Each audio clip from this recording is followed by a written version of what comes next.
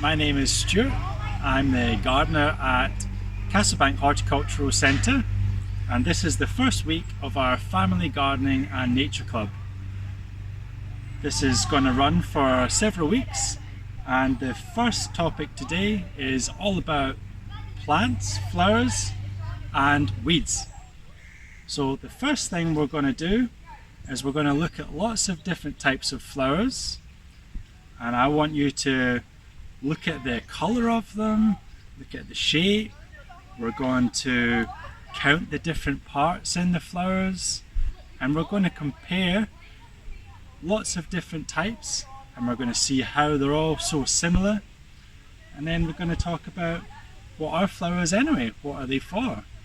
Why does a plant make flowers?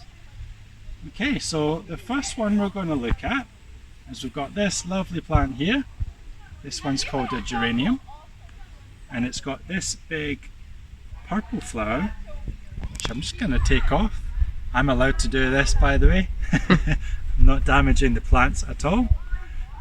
So if we look at the flower, you're going to see that there's different parts to it.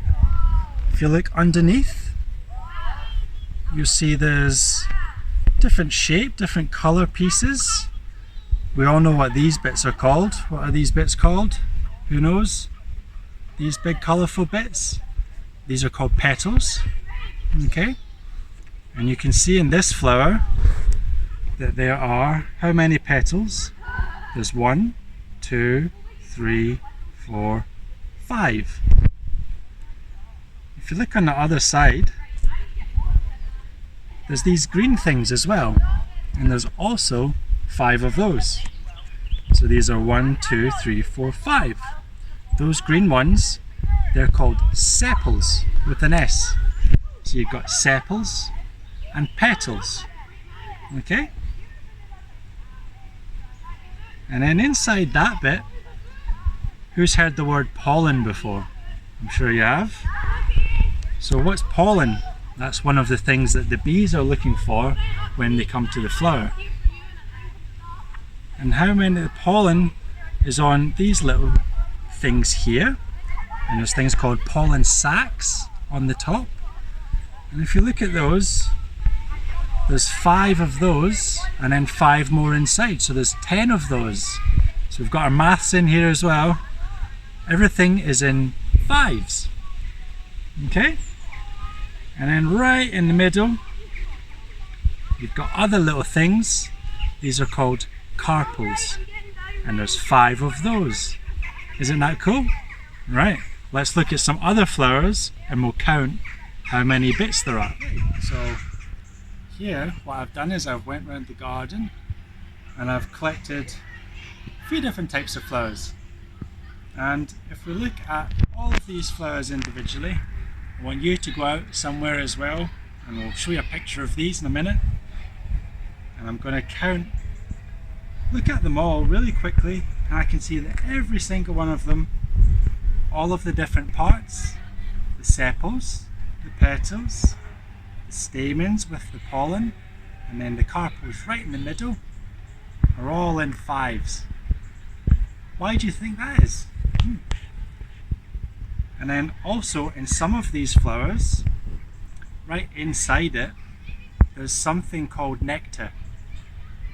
Have you heard the word nectar before? What's nectar? If we look around all of these plants here, you'll see that there's lots of bees on all of them. There's bees here. All of these flowers, they've got bees on them. And what the bees are doing is they're looking for nectar and for pollen. And the nectar, that's a sugary liquid, nice and sweet, that's down inside the flower, right down in the bottom or in and around. And that's what the bees are giving them energy, and they're taking it back to their little hives or their nests, and they're going to make honey from it. So what I want you to do as a first activity this week is I want you to go out into the garden or out on a walk and find a nice flower or a weed with lots of flowers on it, and I want you to draw as best you can, draw the flower, and then you can colour it in, and I want you to label all the different parts of the flower. So we'll go over this once more so we all remember the names of the different parts. Okay, so on the outside we've got 5 sepals, then we've got 5 colourful petals, then we've got 5 stamens with the pollen, and then 5 carpels in the middle. Okay, so we want to see all your brilliant drawings all coloured in, and then you'll also see that on some of the flowers, this one for example, just put it on the card, you'll see there's lots of lines on the petals as well. Can you see all those lines? So these are veins, and they're different colours, and the bees as well, they can see colours that we can't see. If you look at a flower like this, that's like a tube, we're going to see another one down a weed called a foxglove, and it's also a tube, and there's lines inside, and that shows the bee exactly where to go. It tells it where the nectar is. Okay, so hope you have lots of fun finding the flowers, and as well as your drawings of the flowers, you can do something called flower pressing. All you need is a couple of bits of card like this. So this is just a bit stronger than paper, and you can lay out your flower on it nice and flat, and then put another bit of card on top, and then maybe put a book, something heavy on top of that, and leave it for a long time, and the flower will dry and the colour will stay in it, and then you can even look at it years and years from now.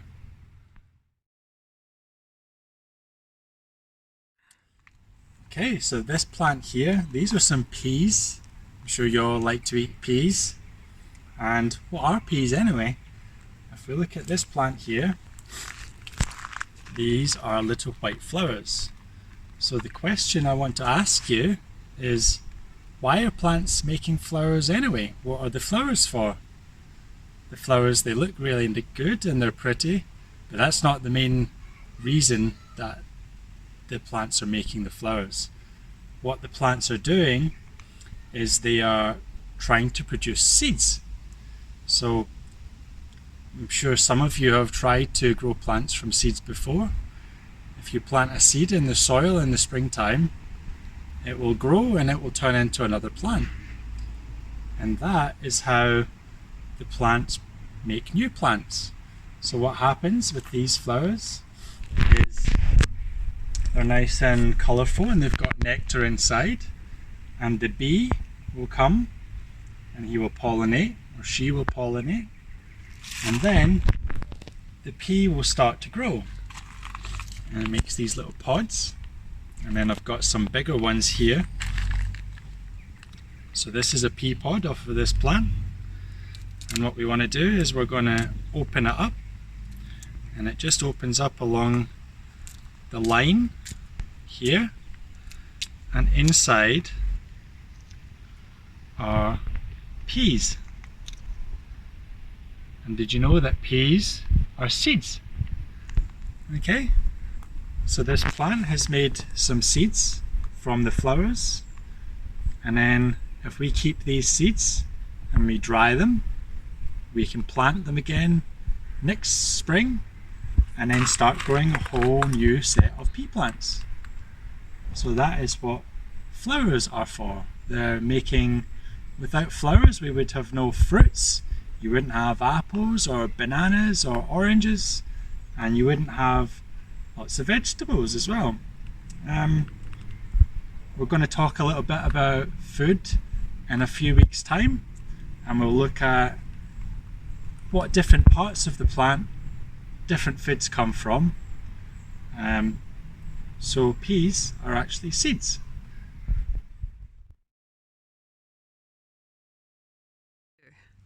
Okay, So now we're going to talk a little bit about weeds. So what are weeds anyway? Most weeds are just wild plants that are in parts of the garden that maybe we don't want them. But if you don't know what a weed is going to look like, maybe once it flowers, you might pull it out. So this plant here, all of these lovely big plants, these are called foxgloves. And most people would think, oh, these are weeds, because in the first year when they're growing, they just look like this, really small little green plants with furry leaves, and yeah, most people would pull them out. But once they flower, they look beautiful. And if we look actually at one of these flowers and we compare it to the flowers that we looked at earlier, there's one big difference. Can you tell what the difference is? If you look at it like that. So these flowers, they're not flat like the other flowers that we've been looking at and that we've been drawing. These flowers are, call them tubes. Do you know what a tube is? A tube is, imagine a straw. That's a tube. So it's a circle that's long, and that's what these ones are like. And these are like this so that only a bee can get in there. A bee comes and he lands on there and he can crawl inside and get the nectar. Remember the nectar? So a butterfly can't get in this flower. So the plant is making sure that only the bees can get in there. Here we are in the bog garden in Castlebank Park, and around us we've got loads of weeds, but these aren't weeds because we want them to be here. So there's lots of wild plants and there's lots of things that we've deliberately put here as well. If you look at things like this buttercup, you'll see these all around. They'll be on the sides of roads, they'll be in parks, and most of the time we go over them with the lawnmower and we cut them all down. But if you let them grow and let them flower, then they produce these lovely little things. And if you look really closely, you see lots of different insects on the buttercups. You might see little beetles, maybe there's ladybirds, maybe there's some butterflies or bees or moths. So next time you're out on your walk, try and find some yellow buttercups and see if you can find any insects on them. Okay, so here I've got one of the buttercup flowers, and if we look at the flower, you'll see that it's not actually that different from all the other flowers that we looked at in the garden earlier. And again, if we count the different parts, you'll see 1, 2, 3, 4, 5. Turn it over. See the green sepals? 1, 2, 3, 4, 5. So maybe you could even use the buttercup as the flower that you want to draw and label. I think they're really beautiful.